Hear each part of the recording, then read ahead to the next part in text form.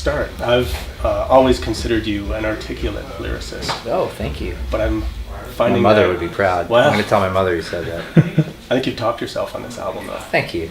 A lot of people have a hard time articulating anything to do with a relationship, and you've just sort of dumped 10, 11 songs on an album that detail that. Yeah, well, I think being a writer is diving into every situation, whether it is a relationship or regardless. Being a good writer is really opening every door and seeing what's behind it, whereas sometimes I envy people who can sort of maybe have their heart broken and just say, fuck you, I hate you, you know what I mean? But like that doesn't make for a good song, Right. So as a writer you have to really, like I said, open every door, and sometimes there's monsters on the other side, but you have to you gotta see. Taylor Swift might say differently. Do you consider this album cathartic, both when you were writing it and now? When I was writing it, for sure. Having it out now is strange because it is, as much as I always do write about my life, for some reason this one feels like strangely personal to me. So it first kind of hit me when I was writing the songs, and I would be driving around in my car and have friends in the car and kind of play them some demos and stuff I was working on, and it hit me like that I was embarrassed for them to hear what was inside my head, and for all these years of being in a band, I've never felt that way. Yeah. Well, I think you dug pretty deep on this album. And yeah, it's also the first record. I usually write a lot in hindsight, and it's the first record that I really wrote as I was in the middle of the situation, so it was cathartic in a whole new way. Were you planning on going into a writing cycle when this all went down? We had some time off. We were home for about 4 or 5 months without touring, so that's usually when I would have written anyway. I was sort of in the middle of a solo album cycle when it was all really happening, and then I kind of just sort of shut it down, locked myself up for a few months. Did you ever have any consideration that what you were working on would be Bayside and this stuff would be more solo? Because this is pretty personal. I write whatever comes to my head, and whether it's a solo record that's on deck or a Bayside record that's on deck, that's just where it's going to go. I don't plan like that.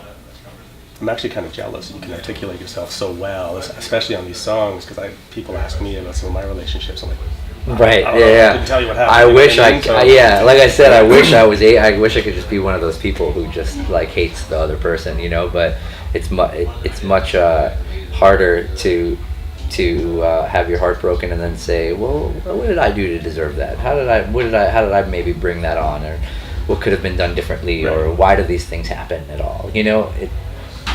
It makes for a good song, but like I said, I wish I could just be like, all right, forget it. You never happened. So let me ask you this: did you vet these songs with your ex? No, I didn't. No? I vetted them though with friends, and for the first time, I did say am I crossing a line? Should I not say any of this? Do you know if she's with the She album? hasn't said anything. All right. We have a kid together. So we speak every day. So we do speak, and she hasn't mentioned it. Do you think there's anything on this album that your daughter might question in 12 years?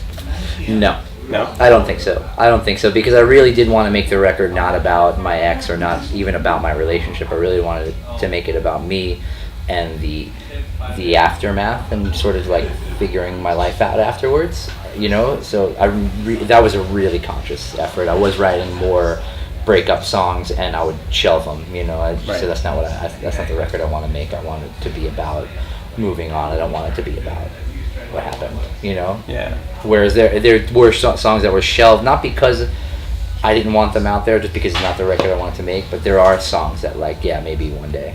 Okay. Well, you've had some time now. The album's done. You've made a great album. Thank you. And you've spent some time in Nashville. How do you feel about the city now? I like it. It's cool. I get to go. I grew up in New York and lived there my whole life, and I'm there if I'm not on tour, I'm in New York about a week, a month, and then in Nashville the rest of the time. Okay. But I do like it. If I'm in Nashville, I'm just hanging out with my daughter anyway. I'm glad you stayed. You're obviously glad you stayed in Nashville as well, because I think if you just picked up and split, this album would be a very different thing? I don't think I ever would have like forgiven myself for splitting. I think, you know, I was really feeling sorry for myself for a while about the situation, and then I finally just kind of sat myself down and said, yeah, I'm doing the right thing. This is what I have to do. I could just leave, and I could see my daughter like on holidays and stuff, but that's just not. I'm not going to do that. So I knew I was doing the right thing, and then I finally sat myself down and said, don't martyr yourself. You're doing the right thing. Just that's it. Now, when you're putting material together, like I've Been Dead All Day, do you have the orchestrations happening in your head, or does that happen after? Yeah, for sure. I do always, like, as I'm writing a song, sometimes even before I pick up an instrument to start finding the notes, I always write, like, conceptually first. So, like Dead All Day, for instance, I definitely had a lot of what was going to happen even before I knew what the chords were going to be. Okay. That track had a kind of a frolic to it. It almost reminds me of a Brian May Queen. Yeah, that's the goal. Yeah, that was the goal. Right on. Do you think that any of these songs will change for you as time passes? I don't know, because it's an interesting question. Maybe because these are so uniquely personal to me. Like, the songs in the past have been personal, and now I could sing 12-year-old breakup songs that I've been playing for 12 years, and it doesn't take me back to where I was when I wrote it. I could smile, and, you know, I smile and run around while I'm playing them. So maybe it's hard to say. Okay. I know you're a Squeeze and a Smoking Pokes fan. Mm-hmm. Was that the music you were going to when you were trying to decompress and not focus on your own writing? Yeah, because that is generally, Squeeze in particular is like, so it's pretty upbeat, you know, and it's fun. I think that's always been a part of Bayside, is like the kind of upbeat, catchy stuff with the dark lyrics, you know, and that's Squeeze sits in there. Right on. But I've always just been a huge fan of really complicated pop music. That's always been my goal with Bayside, to write really complex songs, but make them not come across that way. So for maybe like somebody's, just so that there's something for everybody. If you want to just sing along to a catchy melody, it's there. But at the same time, if you're a musician and you hear the key changes, you hear the time signature changes, if you can kind of catch on to all that, that's there for you too. But it's not like, so it's not rush, it's not so jarring. So when you're journaling, do you write notes along the side of what you're writing, or do you pick a phone up and start humming into it? Both. Yeah. I'll be walking down the street and hum something into a phone if I come up with something. I write most of the lyrics just by writing journals. I don't even think of them. I don't worry about the lyrics. I just put it all on paper, just all the thoughts, and then I write the music and the melody, and then I try to find words that'll get my journals to fit into that melody. Okay. A lot of the song structures that you compose have interesting time signature changes. Mm-hmm. Do you ever worry that you might forget which song the signature change goes for? If I do that, then I didn't do a good job, because I don't want them. Like I said, I don't want them to be in there just to be there. I don't want it to be complicated and sound crazy and complicated. So if I do ever forget, then it's an unnatural change, you know. Like if I did my job, then it'll feel right, and I'll never forget it, you know. Okay. A lot of your fans feel like Sirens is your swan song. Do you agree with them? That Vacancy is, or Sirens is? Sirens. The swan song. Your swan song, like your best stuff. That's your. Oh, I don't know. I mean, everybody thinks something different is, you know, like. Yeah, some people say that about Sirens.